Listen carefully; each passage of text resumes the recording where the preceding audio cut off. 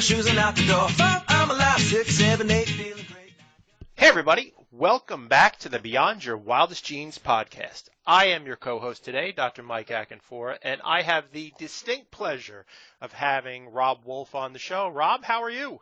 I'm good. Thank you for having me. Huge honor to be here. Robb's written a new book, which we are going to get into right after I read his bio. The new book is called Wired to Eat, Turn Off Cravings, Rewire Appetite for Weight Loss, and Determine Foods That Work for You.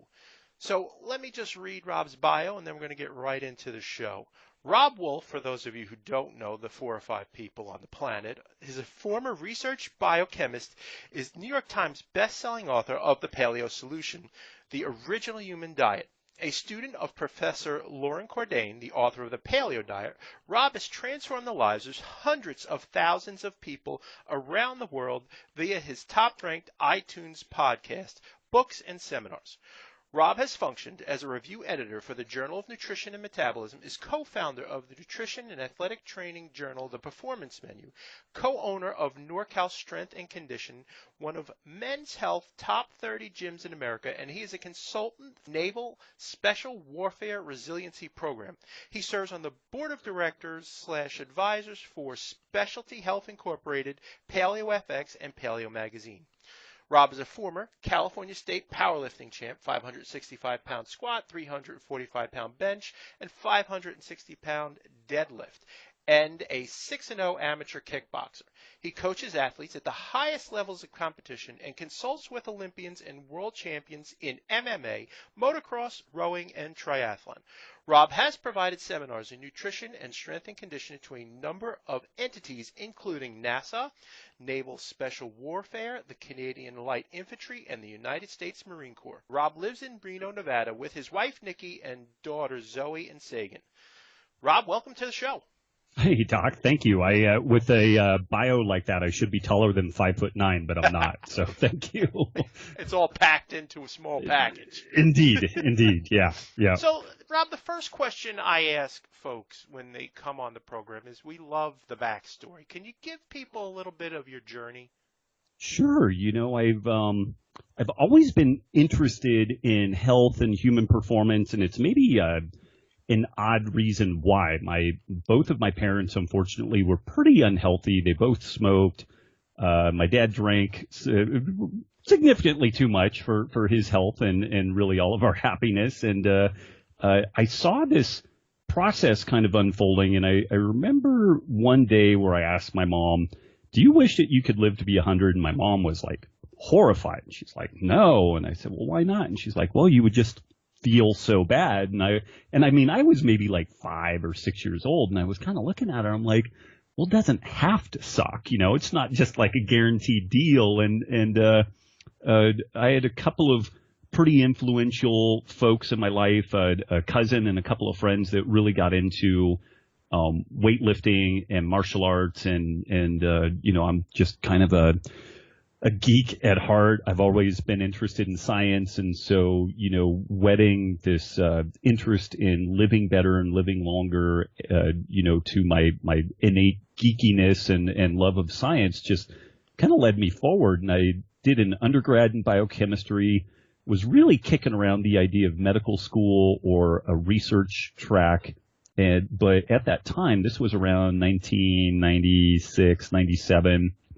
I had some really serious health problems. I had ulcerative colitis so bad that they wanted to do a bowel resection on me. I had a kind of a wasting condition from that. I usually walk around about 175 pounds, reasonably lean and muscular. And at that point, I was about 135 pounds from malabsorption. And nobody could really figure out what was going on. But through an interesting set of circumstances, I figured out that I was terribly gluten intolerant, never could pin down if I had legitimate celiac disease or not. All that stuff was a little bit unclear, but pretty reactive to most grains, legumes, and even dairy to some degree. And I started noodling on that, and this idea of a paleo diet kind of popped into my head, and I did some Googling around in this newfangled search engine, because this was around 1998, and literally Google had just kind of popped up on the scene, and I found a guy, Arthur Devaney, and started reading his stuff, and then Lauren Cordain, and read his stuff. And at that point, Art actually had far, far more material on this kind of evolutionary medicine approach even than Lauren did. But Lauren was to really come into his own and publish an enormous amount of peer-reviewed papers on this topic. But the interesting thing, at least for me, was that I decided that I didn't really want to pursue the conventional medicine route when I had this kind of evolutionary biology, evolutionary medicine, paleo diet concept a little bit figured out. This was right around, I guess, 2000, 2001, and there was a new thing that I found online called CrossFit. And I really got into this stuff. My buddy Dave Warner, who lives in Seattle, and I was living in Seattle at the time, we were doing this CrossFit workout each day, and we started dragging some people over to Dave's garage, and before we knew it, we had about 20 or 25 people doing it. And so we reached out to the CrossFit founders, Greg and Lauren Glassman, and I wrote what is apparently the first affiliate inquiry email ever to CrossFit. And it was basically, hey, we want to open a gym. We want to call it CrossFit. Can we do that? And they said, yes, please, go be achieve. And there was no contract, no nothing. It was very, very early in that whole scene. And so I kind of took a 90-degree turn from academia and conventional medicine and started doing the type of what I call, my flavor of medicine, which is a gym. And I was able to talk about sleep and food and exercise. And then the dynamics of the gym provides this really amazing community support. And, it's just been kind of off to the races since then. The interface that I had with people in a brick and mortar setting, and I'm sure you experience this with your clinical practice, you just learn so much. Like you can have all kinds of theory that sounds great when it rattles between your ears. It's a very different thing when you try to explain it or share it with someone and they look at you like you're growing arms out of your head. So the process of running a gym and learning how to find, how I could share this information with folks in a way that helped them and didn't just, make them, want to run away screaming. That was really helpful, and that helped me to write the first book, The Paleo Solution. And then I guess about 5 years ago, sorry, this is going on long, but I'll button all this stuff up. Not at all. About 5 years ago, we moved to Reno, Nevada, and we were only in town a couple of weeks, and I got a phone call, and the guy on the other line said that his name was Greeny, which I thought was kind of odd, but he said, hey, I might call me Greeny, but my name's Dr. Jim Greenwald. He's a retired, formerly pretty darn famous orthopedic surgeon, and he said, we've got a little clinic, and we have something going on that I think you might find interesting. And so I went down to the clinic, and I walked in, and up on the bookshelves, there were my books and Gary Taub's books and Lauren Cordain's books, and they explained to me that they were just wrapping up a 2-year pilot study where they worked with the Reno Police, Reno Fire Department, and they found 35 folks at high risk for type 2 diabetes and cardiovascular disease. They put these folks on a paleo diet, modified their sleep and exercise as best they could, but based off the changes in their blood work and their health risk assessment, it's estimated that they saved the city of Reno about $22 million with a 33-to-1 return on investment. And I was pretty impressed with that, and so I managed to get in on the board of directors and help start stewarding this process, and we've been working to kind of scale this up and take it out to the masses since then. And that kind of brings me up to date, I guess. And then more recently, I wrote this second book, Wired to Eat. That is, you and I talked about this on our initial pain relief project back in January of 2015. The work that is done with your civil servants, that is work that is imperative to the health and welfare, and the ripple effect that has in helping people stay well is just amazing. So I love that aspect of it, as my dad was a police officer and my wife's dad was a firefighter. Okay. So, my dad's version of health was, well, I take these diabetes medications so that I can eat what I want. Right. Well, Dad, that's actually not the way it's supposed to work. But he was old school and thought, well, I'm just going to do things the way I want to do them.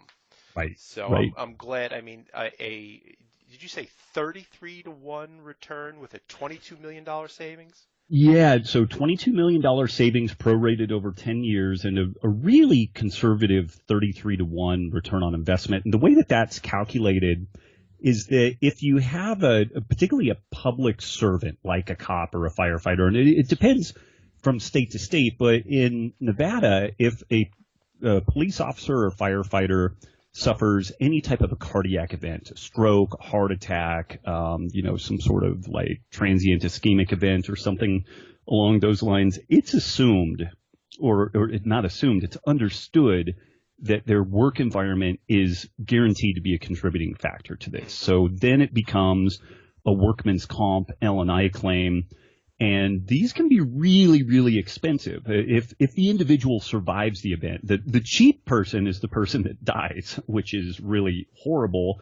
But then you have that brain drain and all the damage to the families and all that stuff. But the cheap person is the person that just keels over and dies. The expensive person is the individual who has that cardiac event, has that stroke, and then they need to be medically retired.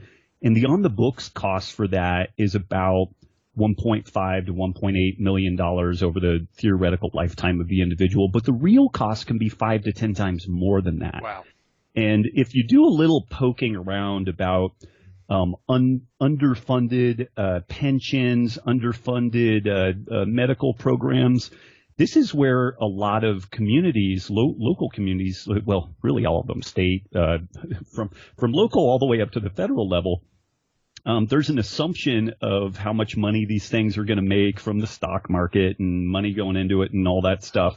None of the growth matches the needed expectations, and also the costs are increasing at essentially an exponential rate. And so these entities are really grossly underfunded, and it's really going to be a pretty scary chickens coming home to roost moment at some point. But this is the way that this stuff is calculated. And I say that 33 to 1 is really conservative because what we're basing it off of very concretely is if we can change certain health parameters and blood lipid parameters, we know for a fact that we reduce the likelihood of diabetes and cardiovascular disease, basically stroke and heart attack. What is implicit in that, though, but we don't yet have the data to fully back this up, we know that if you reverse insulin resistance, that we also reduce the likelihood of a number of different cancers, of neurodegenerative diseases like Parkinson's and Alzheimer's. We reduce the likelihood of various autoimmune conditions. And so there's a lot of other issues that you can make a really strong case for, but we don't quite yet have the data to support it. But it's possible a program like this could be more like a 300 to 1 or a 400 to 1 return on investment, because when you look at the way that the Western degenerative diseases kind of, undercut our medical system, if you were to remove most of that, people would just live a long time and then die. Like they have a very brief period of decline instead of a decades-long decline, which needs to be medically managed for humanitarian and social reasons. And so, the implications could be really huge. The challenge that we've had is that the way the medical system is set up, the way that just our world is put together, all the incentives are very much aligned against a process like this. And so as good as this has been, we've found it very, very challenging to find adoption either at like federal levels or even more local levels. It's been a really fascinating process because it's kind of like you've got the keys to the kingdom, you've got a solution, but nobody's really buying it. So it's been a very interesting experience. It's you've hit the nail right on the head. I was just listening to Jimmy Moore talking about fasting and why it's not more popular, and it's because nobody can make any money. Mm-hmm, mm-hmm. There's not even a cookbook around it. Yeah. It's an epic tome. Right. But just truly, a blank sheet of paper. Yeah. Exactly. Here it is. This is it. This is the whole thing. But that dovetails perfectly into your new book. And talk to me about What's the difference between Wired to Eat and your original book, The Paleo Solution, which I loved? Oh, thank you. Thanks. I wasn't sure if I was going to write a second book. This is how naive and what kind of a knucklehead I am. When I wrote the first book, I looked at my wife after I sent this off to the publisher, and I was like, wow, we need to figure out our next career. Like, this is going to solve all the medical woes of the world, and I don't know what to do next. Like, I literally believe that, and for the folks that give this type of stuff a shot, it's been really profoundly beneficial. And so that's been really cool, but I wasn't really too sure what the other angle was that I would take on this stuff, and I didn't want to do kind of and I love Barry Sears, but he had like the zone and mastering the zone and the soybean zone and the string bean zone, and I was like, I'm not going to do that either. But I always compiled, research information, and I'm always reading different stuff. And there was a paper that popped up on my radar, let's see here, I guess late 2014. And that fired me up to do a talk for Paleo FX. And it was talking about kind of brain evolution and the omnivore's real dilemma. And what it was talking about was these ideas of optimum foraging strategy and palate fatigue, and that basically we're wired, genetically hardwired, just like every other organism on the planet, to eat more and move less, and to seek out novel food sources. And this is the way that we exist today, because our ancestors ate everything that wasn't nailed down. Once they had that food, they went and crawled under a bush and slept and relaxed and didn't burn excess calories.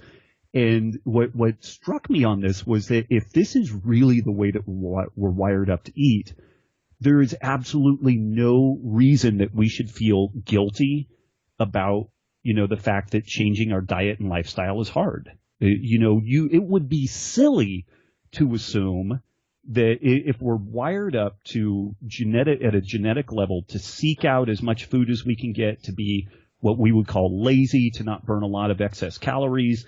And then we live in this modern world where you can order food to your front door. You can pop it in the microwave. We used to, our not so distant ancestors used to walk 5 to 10 miles a day. Some days now, which is about 10,000 steps for 5 miles.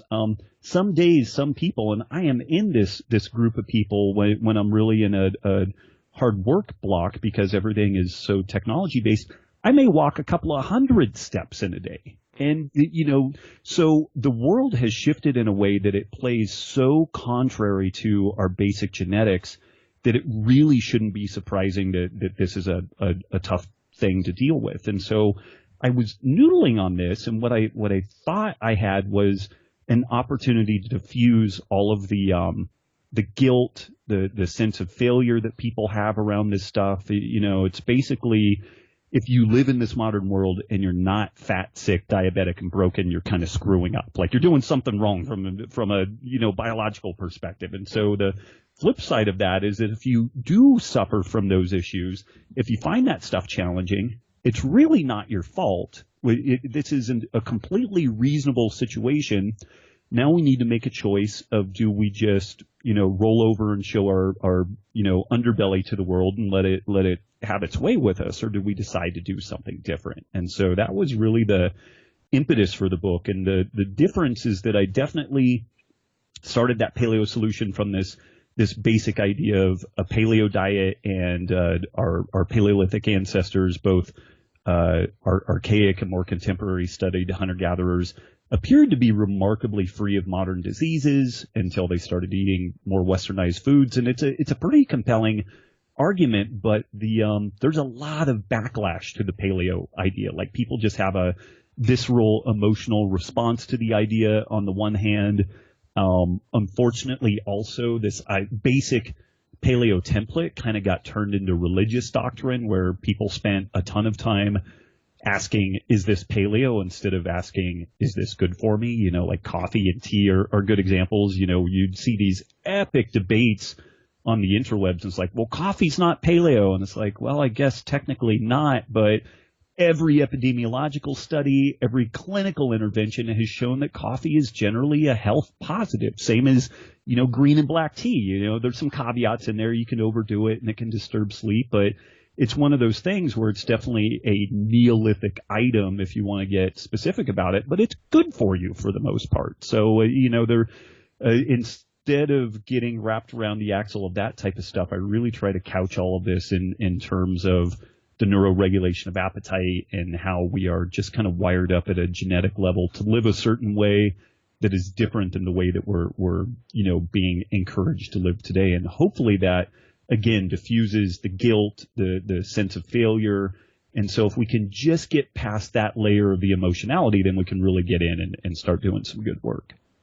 In the book, you bring up, and that leads right into the question, you bring up personalized nutrition.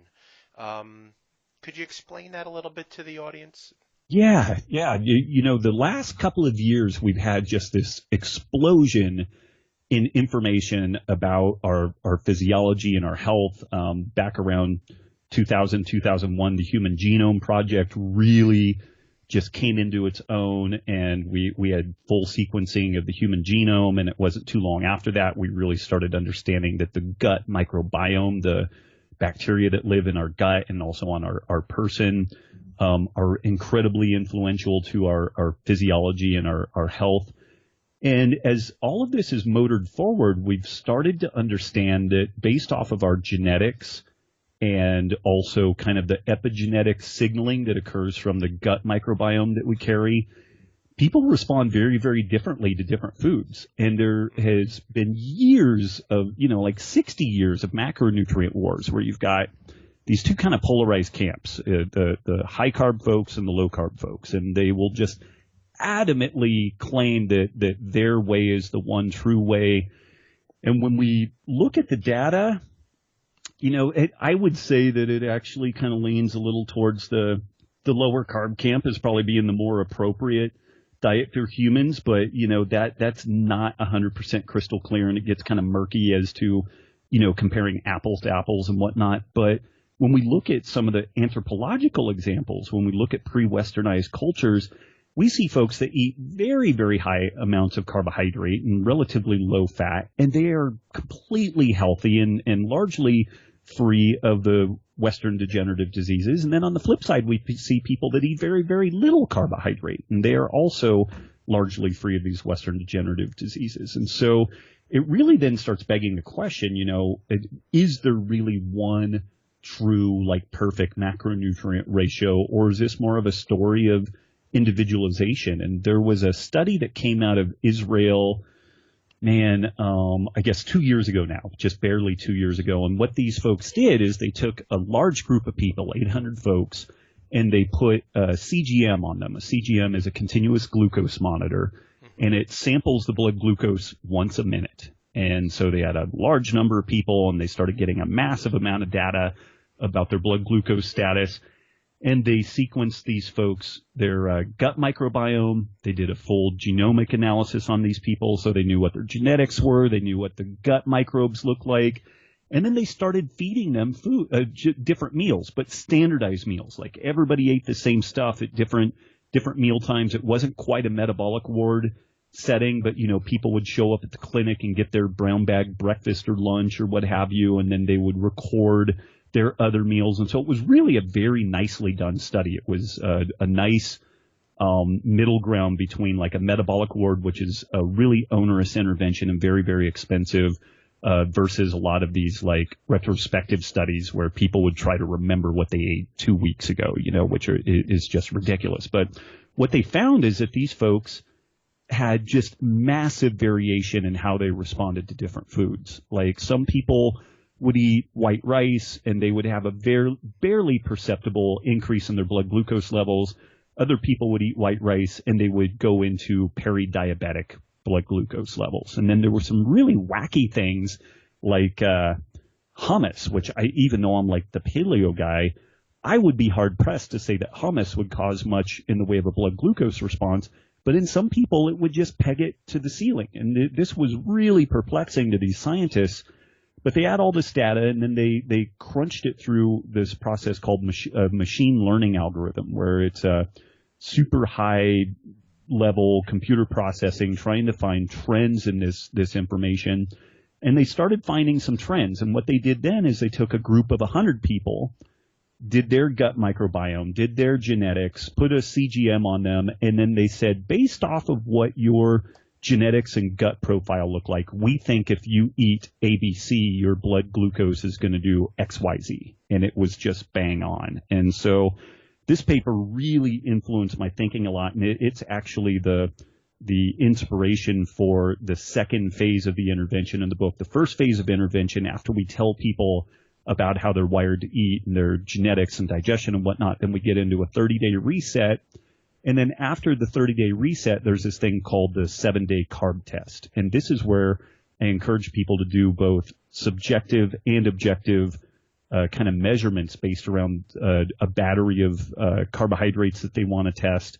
And we check their blood glucose using a glucometer, or you can do an objective measure and you just see how you feel between meals. And that's a pretty valid way to go too, but clearly a little less quantifiable. But this is the whole idea of the personalized nutrition, and it's a really exciting potential, because no matter how good you try to make recommendations, and I'm sure you experience this all the time, you have folks who want to be healthier, but they're not super sophisticated about nutrition and biochemistry, and that's good because not everybody should be geeked out on that stuff. But you need a simple story to tell these folks to get them moving in a good direction. But oftentimes that simple story is too simple to really address all the needs of the folks. And so this promise of personalized nutrition is that we can still start with these, basic concepts of whole unprocessed food. But then as we go forward, we start auguring in and finding some really highly specific areas that we can think about, like, immunogenicity of foods. Like, are you reactive to gluten or dairy or peanuts or something like that? What is your carbohydrate tolerance? And I've been going through this process, and just from a instinctual level, I've known that I'm not super carb tolerant. Like, I need to I keep my carbs probably about 75 to 120 grams of carbs a day, and I do well with that. And it was really interesting. I tested some things like white rice and white potatoes and even sweet potatoes, and a very modest amount of those things, like a 50-gram amount, which is not that much when you look at like most meals and, whether a restaurant or the way they're traditionally prepared, wasn't that many carbs, but that stuff would put my blood glucose near diabetic levels, and I felt terrible. And so it was a really good validating piece for me that, what I've experienced over the years, I wasn't imagining that. Like, I could tell when my blood glucose got too high. I could tell when I was in a hypoglycemic crash afterwards. And my wife went through a lot of this stuff parallel with me. She'd eat the same amount of rice and her blood glucose would barely pop up above baseline, and which was kind of like me shaking my fist at her like, damn you. But at the same time, like, we've just known that, we would go out I generally pretty much quote paleo, but we would go out for, say, like a Mexican food meal or for some Thai food, and I might have some rice. And, man, I would feel really rough after that. And I'd ask Nikki, I'm like, do you feel like kind of carb headed or anything? She's like, I did for like 20 minutes, but I feel that way for 2 days. And, so there's just a massive variation in all that. And I think that, we're finally sneaking up on a spot where we'll be able to honor the individuality of each person. And we really have to move beyond this one size fits all dietary recommendations. We can definitely start with some general principles, but that stuff can't be written in stone as religious dogma. It's a starting place and not where we end up. So where do you see the paleo diet and fitting into the framework of Wired to Eat? I still use that as a 30-day reset. Gotcha. I still, and it's maybe a schmarmy way of going about it, but, I'm not a particularly smart guy. I'm not a good-looking guy, but that first book has sold like crazy and continues to sell really well. And it's mainly because people try it and it works really, really well for them. And then they end up buying a bunch of copies of it and, giving it to friends and family. And so, just from my own clinical experience and from kind of the vector that the book has gone down, I'm pretty confident there's something very powerful there. But again, it's just a starting place. But what we do is in the book is we have a chapter on kind of testing and self-analysis so that you can figure out where you are on the insulin sensitivity or insulin resistance scale. And based off that, you'll jump into a paleo-esque type approach for 30 days. And if you are more insulin sensitive, it'll probably be a little higher carb and a little more modest in fat. And if you're more insulin resistant, like I am, then you will do lower carb and perhaps a bit higher fat. And then at the end of that period, I really encourage folks to get in and do a 30-day or the 7-day carb test so that we can see how far off the rails you can go and still keep your blood glucose within normal parameters. So let's say you aren't immunologically reactive to rice or corn, but you get a really big blood glucose response from it. The way that you can manage that is you just have a much smaller portion of it. And this should be, fairly intuitive, but it's really not these days, and again, it's tough because you may have a spouse, you may have a sibling, you may have a coworker who eats, X amount of carbohydrate and they do great on it. And then you try to do that and you do terribly. Or maybe the inverse of that, you reduce your carbohydrate level and you were that insulin sensitive person and now you feel terrible all the time. So it's, I use that paleo diet template again as a starting point because it reverses inflammation. It reestablishes the neuroregulation of appetite, which is such a critical feature to this story. There's lots of drama around is the story of overweight and obesity and poor health. Is it just hormones? Is it just calories? And I think that there's elements of both of those stories, but there's an inescapable reality that if we can figure out a way that people will spontaneously reduce calorie intake, then we've won the game. Like they will start losing weight, and it's not like we're sending them to a prison camp to do it. It's something that is livable and long-term sustainable. And that's really kind of the holy grail with all that. And a paleo diet does a shockingly good job of doing that. There have been some interesting studies, and I mentioned a few of these in the book, but there have been some interesting studies where they put folks on a paleo type diet and then say like a Mediterranean type diet, and they check it both for weight loss potential, but then also they bring it up to a level of what they call isocaloric. Basically, they measure the individual's metabolic rate and then they prescribe an amount of food that will prevent them from losing weight. And what was fascinating is in the paleo diet group, people literally had to force feed themselves in order to eat the isocaloric level.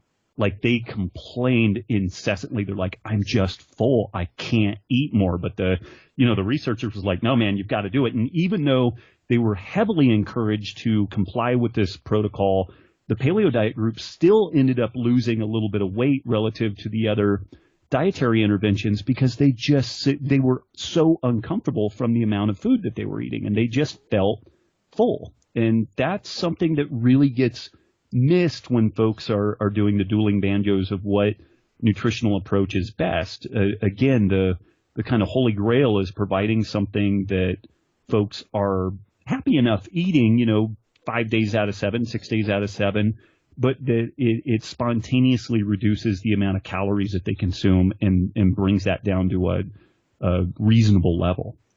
It's really interesting. In our own office, we've actually done 30-day paleo challenges and borrowed your phrase. Let's see how you look, feel, and function after the 30 days.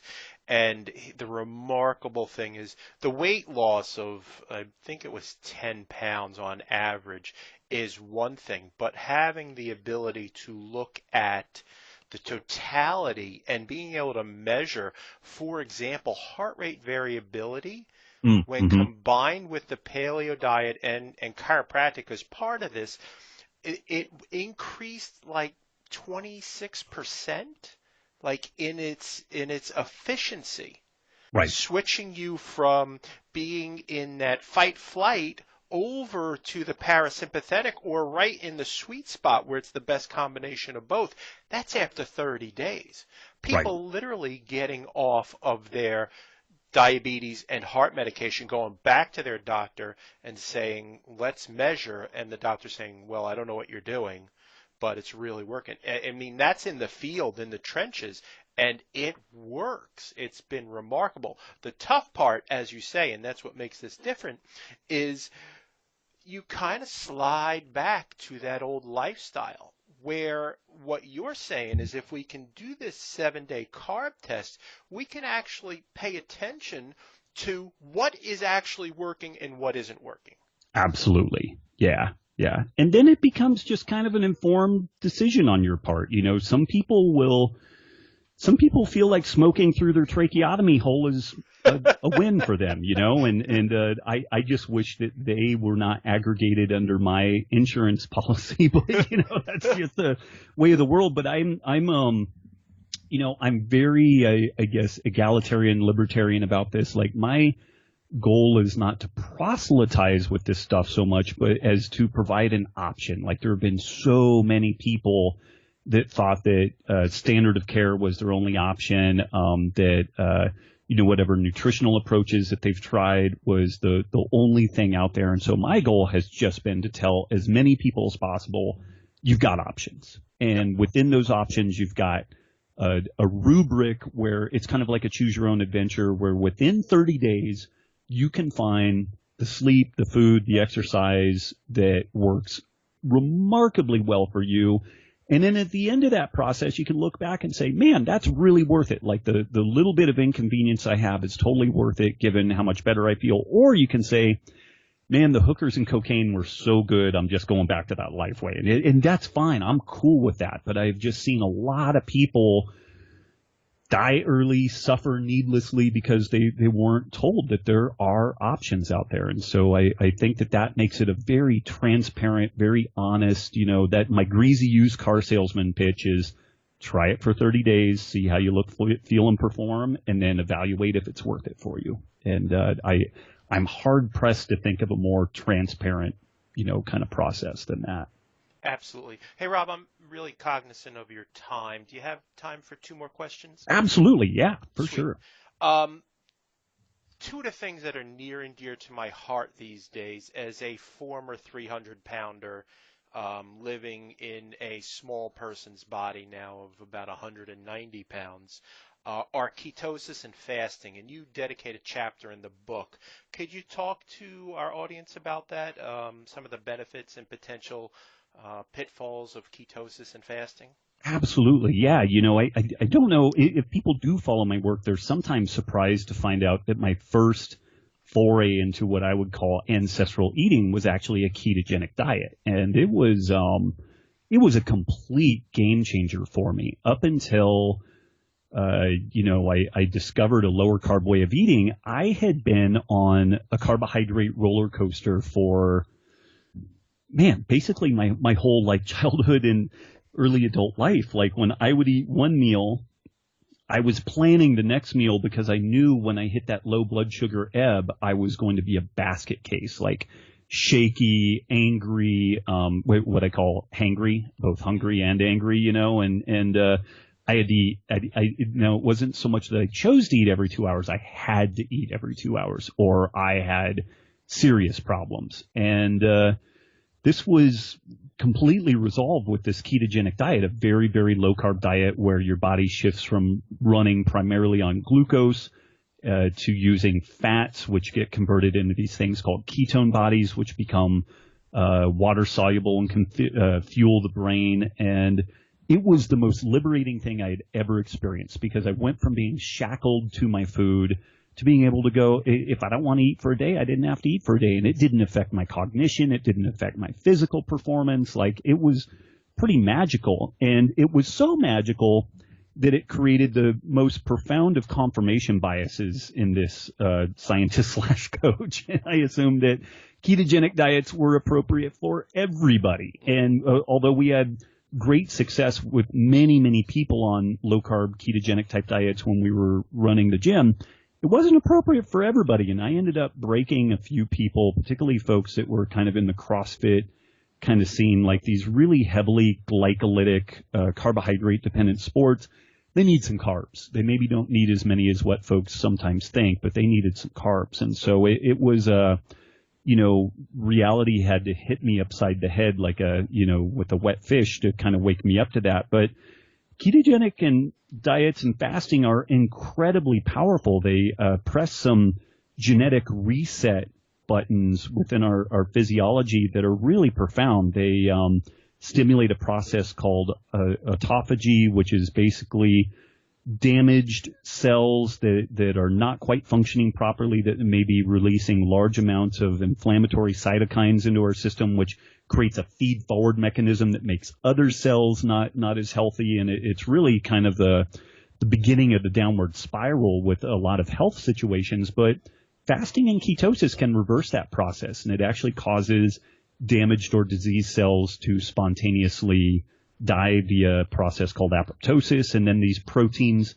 and cellular pieces get recycled, so it makes the body very, very efficient. And ketogenic diets and fasting have been used for a wide variety of afflictions, ranging from epilepsy to neurodegenerative diseases, some types of cancers. And I believe the title of the chapter is Hammers, Drills, and Ketosis, the one tool your doctor will never use. And I make the analogy that in the book, my dad was a contractor.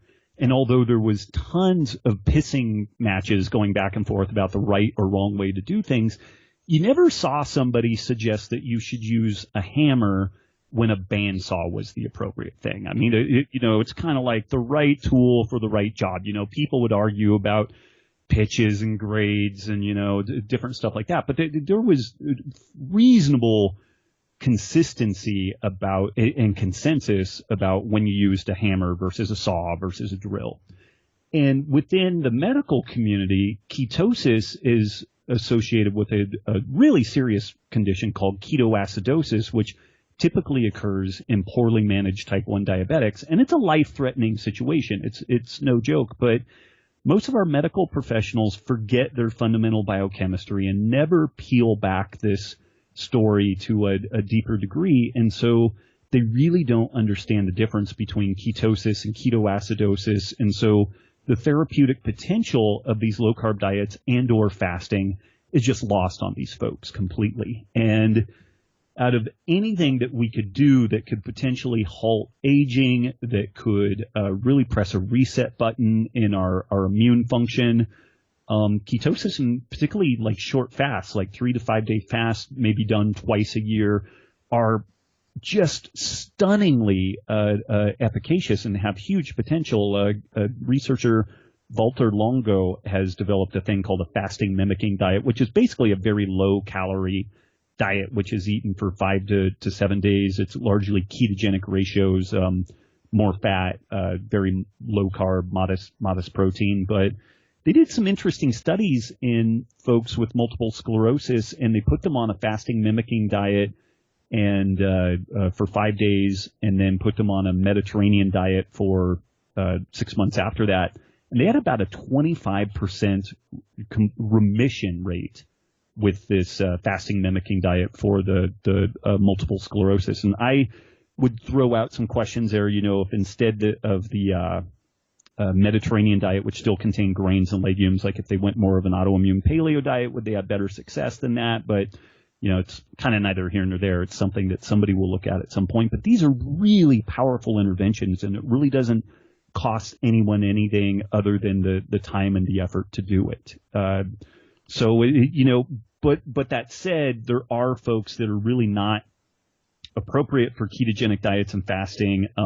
Some types of athletes do well on a low-carb ketogenic approach, and these tend to be more the ultra-endurance athletes, people who play soccer or do boxing or MMA or jiu-jitsu, CrossFit, these highly glycolytic sports. They tend to not do so well on super low-carb diets. Some people still play around with it, and I'm hoping somebody cracks that nut at some point, but I haven't seen a ton of success with that. And then on the fasting side, the people that I've seen who are willing to do intermittent fasting are oftentimes the people who do 6 CrossFit workouts a week and hot yoga, and they go for a hike, and they've only eaten 6 grams of carbs in the last 4 months. And so the people who are willing to do fasting are probably the people who shouldn't do fasting because they're already wound so tight and they're doing so much stuff that it just ends up being too much. I think that if one does some fasting, you need to do it in a period of time when your stress levels are modest at best. You've got good control over your environment. You're not trying to set personal records in the gym. You may do very, very light physical activity, but, nothing like a hard CrossFit workout, even lifting weights, it would be very modest. And I think that there's an argument for doing some resistance training to prevent as much muscle loss as can happen in the first few days of fasting. But the experience that I've had is that, unfortunately, the folks who are willing to do the fasting, they maybe aren't appropriate because they're just wound too tight. They've got too much going on, and fasting is a stress of sorts. But if your bucket of stress is already overflowing, and we can see this on the HRV, which clearly you guys use, if you're already just about maxed out, fasting may be that the one, if you needed 12 things, this might be number 13. You didn't really need to do that. Right.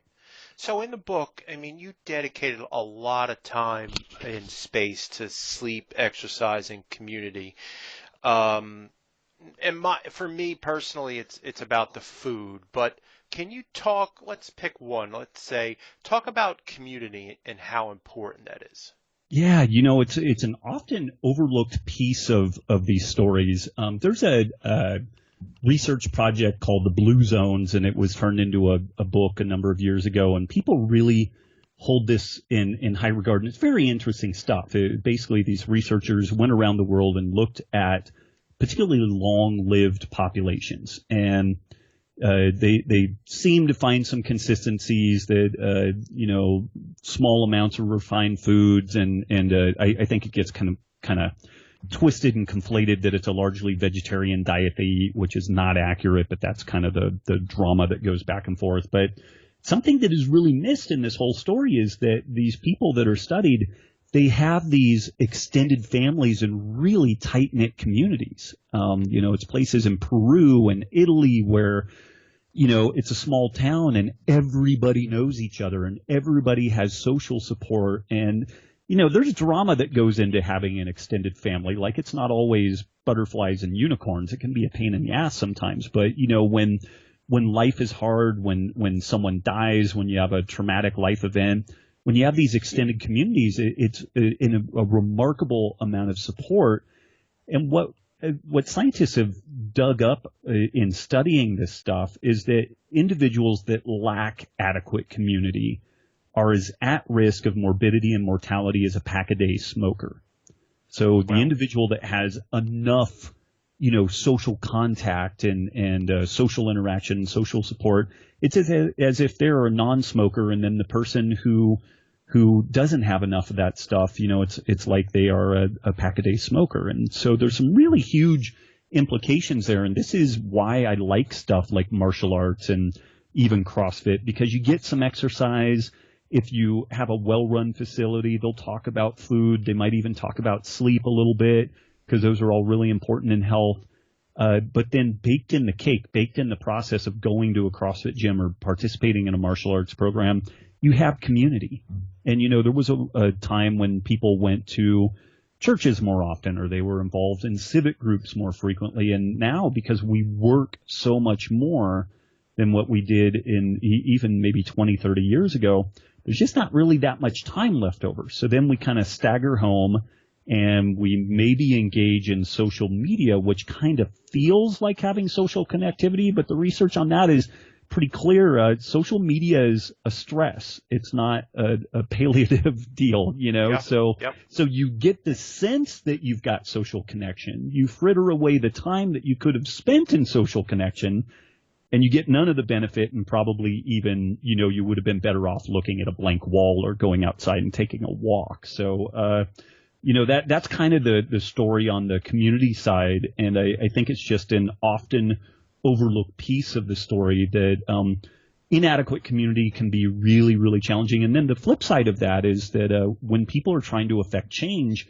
oftentimes the community that they do have may not be particularly supportive of that change. It's kind of the crabs in the crab pot trying to drag that last one back in. And so I talk about that a fair amount too. And it's not an easy solution to that, but I do make the point that if the people in your life that claim to love you, if you're trying to make some positive change, they should support and not stymie that process. Yeah, that is brilliant. I go back to, we need to belong to something greater than oneself. Right. And that's key. I think community is a really big deal. And as our kids age and grow up in this age of technology, unlike ourselves, it's even more important. My point to that was with my son. He's like, "Hey, Dad, I think," and Jack's 12, and he said, "I came up with this idea." I was like, "Okay, what's the idea, dude?" And he said, "I'm going to stop playing basketball on the Xbox. I'm going to play basketball in the backyard." It's like, that's awesome. I said, right. "But we don't have a basketball hoop." He goes, "Oh, me and you are going to go to Walmart and get it." Nice. But since we've got it, he's out there 2 hours a day. That's awesome. With his friends. So there's the community. And right. we're that house where everybody grew up and everybody comes to their house, both my son and my daughter. All their friends like being here.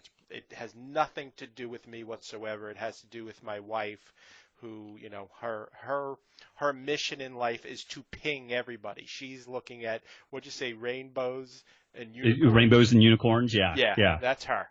That is absolutely her. Nice. Hey, Rob, thanks so much for sharing your time with our audience today. I am greatly appreciative of it. Can you tell folks where they can find you and where to go for your book?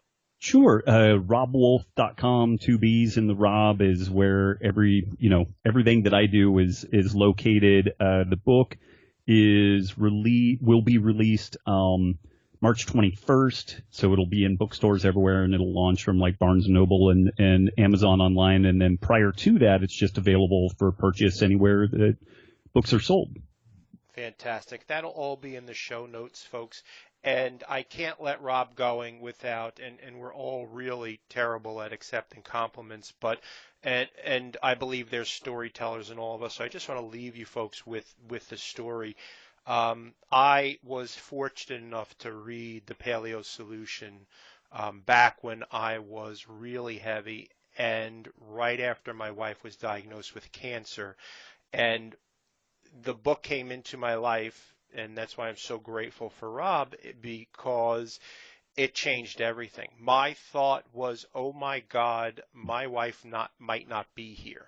And even as a chiropractor, I had worked and functioned as an athlete, a prior athlete, and kept eating like a prior athlete, but wasn't actually working out.